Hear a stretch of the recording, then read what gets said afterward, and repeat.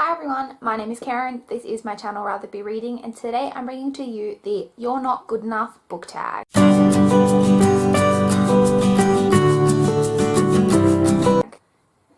You're Not Good Enough book tag was created by Chami over at Read Like Wildfire and Becca, the book reviewer. I will leave a link to the original video down below for you guys to check out. I wasn't tagged by anyone to do this video, but I've just seen it a few times and I've always wanted to do it. And so I have all of my names in this gigantic teacup, and I'm just going to be pulling the names out. So let's get started. Question number 1. You only have one more spot on your spelling bee team. Who do you pick to complete your team? So pick 2 names out of my mug. I have 2 here. We have Rafa from the Refame series by Paula Weston, and Tris Pryor from Divergent. I'm going to pick Rafa to be on my team. Rafa has been around for like a bazillion years, so that might be a slight exaggeration, but he's been around for a long time, so I figure in that time he will have learned how to spell a lot of words. Question number 2. Both of these characters want to kill you. Which do you kill first so you have a better chance of surviving? Yikes. Again, let me just pick 2. Okay. We have Bridget Vreeland from the Sisterhood of the Travelling Pants series, and Cormoran Strike from the Cormoran Strike series by Robert Galbraith. I guess the idea of this is that I would going to kill the biggest threat first, so I guess that would be Cormoran Strike. I guess I would kill him first. Cormoran is an army vet, so he has some kind of training, whereas Bridget is just an everyday girl like me, and she's very athletic though, but I think I could take Bridget, so I would kill Cormoran first. Question number 3. You're on The Bachelor/Bachelorette. You're down to your final rose. Which character are you going to give it to? This could be interesting. Let's see. I've got 2. We have Robin Ellicott from the Cormoran Strike series, or Simon Lewis from the Mortal Instrument series. Simon. I really do love Robin. I really love her as a character, but I really love Simon as a character as well, and just purely based off that I am personally heterosexual and am more attracted to boys, I am going to pick Simon because I do really love him, and I could actually see myself dating someone like Simon, like especially when I was in high school, like maybe. So yeah, I'm gonna go with Simon. Question number 4. You are in the Hunger Games. Who is more likely to volunteer to take your place? Yikes. Okay. We have Magnus Bane from the Mortal Instruments, or Stephanie Plum from the Stephanie Plum series by Janet Ivanovic. This is kind of weird. I can't see Magnus Bane sacrificing himself for me, like volunteering for me, but at the same time I feel like, you know, he's a warlock, he's got like a lot of powers and things, like he could maybe win the Hunger Games, but I just feel like he's very self-involved. I love him as a character, but he's very self-involved. He's very unlikely to give a shit about me and want to volunteer for me.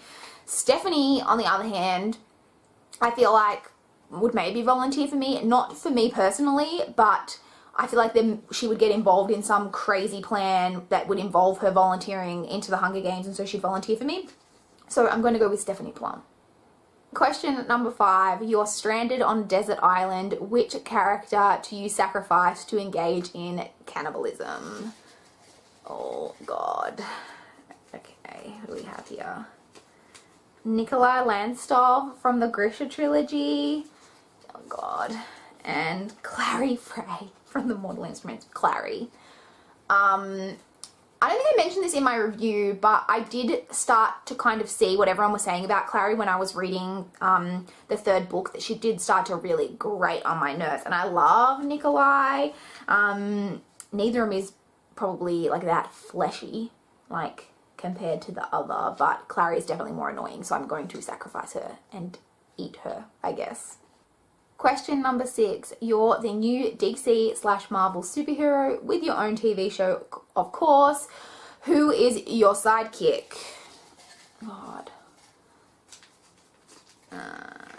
Luna Lovegood from the Harry Potter series, or Piper from the Steel and Stone series by Annette Marie. 100% Luna Lovegood. I could totally see me and Luna as like a, you know, crime fighting duo. Yeah, Luna for sure. Question number 7. You are the manager of an avocado admiring company. True, I totally freaking love avocado. Who do you fire for lack of communication skills? This could be interesting. I'm just mixing them up. Let's pick 2. Alright, we've got Ron Weasley or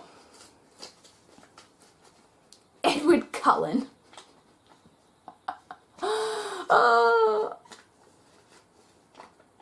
I don't know. I feel like neither Ron or Edward have particularly great communication. I feel like they're like both bad communicators. Ron lets his like insecurities and his jealousies get in the way of how he communicates with people, and Edward like is one of those people who thinks he knows better for you, so therefore doesn't communicate very well either. So I don't know, I don't think either of them would be that great of a communicator. I like Ron better than Edward, so I don't want to fire Ron, but just taking their personalities into account, Edward's been around a long time. I feel like he would probably know better how to conduct himself in a professional workplace. That's purely what I'm going for on this, so I'm sorry, Ron, but you're fired. Oh my god, I just sounded like Trump and that's disgusting. I'm sorry. Question number 8. You've just finished a book in which your favourite character dies. Which character is there to comfort you? This could be interesting. Oh, one just fell out of the cup, so let's go with that one. Rose Hathaway from the Vampire Academy series, or the Darkling from the Cruciate trilogy. Rose, obviously, the Darkling, whilst I love him, is not the most comforting of dudes. Whereas Rose, she is a pretty good friend. I would definitely say that for her. But maybe not like a comforting type of person, but I could totally see us just like, you know, being there on the couch, eating some ice cream, watching a girly movie to get over my woes of losing my favourite fictional character. So yeah, I'm going to go with Rose for this one. Question number 9. Ugh, it's high school. Who is more likely to be part of the popular clique? I have... Okay, who have we got here? Charlie from The Perks of Being a Wallflower, or Harry Potter. I'm going to have to say Harry Potter for this, obviously, just even based purely off their personalities. I mean, Charlie is in a contemporary, like, YA novel set in a high school, and he is not in the popular clique. So, and while Harry Potter is, he's not popular, but he's very well known and stuff, but I could see him outside of, like, the Hogwarts world being in a normal high school, like, maybe being in the popular clique. I don't know. I can't really see either of them being in the popular clique, to be honest, but Harry Potter is definitely more likely than Charlie. Question number 10. The day has finally come. You're another year older. Who has the nerve to forget your birthday? Who is it going to be? I'd be really upset because I love my birthday, and if someone forgot it, I would be devastated. I have Ash from the Steel and Stone series by Annette Marie, or Mr Darcy from Pride and Prejudice. I don't know. I feel like Ash has got a lot going on. Like, he's got a lot going on. And Mr. Darcy's a gentleman, so... But he's very arrogant, so I don't know if he would think that, like, birthdays are beneath him. But I feel like Ash is more likely to forget. Question number 11. You've just discovered an upcoming BookTube star. Who is it more likely to be? BookTube star. Let us see. Hermione Granger.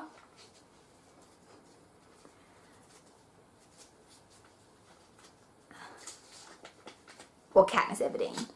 Hermione Granger, hands down. I would love to see a BookTube channel with Hermione. She should probably be, not pretentious, but I think she would be quite forceful in her opinions about books, but I think her channel would just be totally awesome, and obviously she loves to read. She would totally, if she lived in this world, have a booktube channel, so I'm definitely going with Hermione. Question number 12, sleepover time. Unfortunately, you can only invite one guest. Who is it going to be? One guest to my sleepover. Alright. Alina Starkov from the Grisha trilogy. Or Will Herondale. I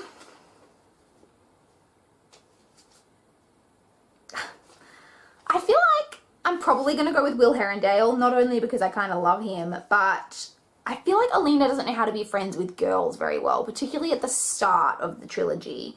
Like, she doesn't, I don't think she'd know how to just like have a real fun sleepover, whereas I could see Will being a quite fun sleepover companion. Like, again, just like eating crappy foods and watching movies, and I could just see it being a good time, so I'm gonna go with Will. Question 13, bam, you're pregnant. Who is the father slash mother? Oh, God.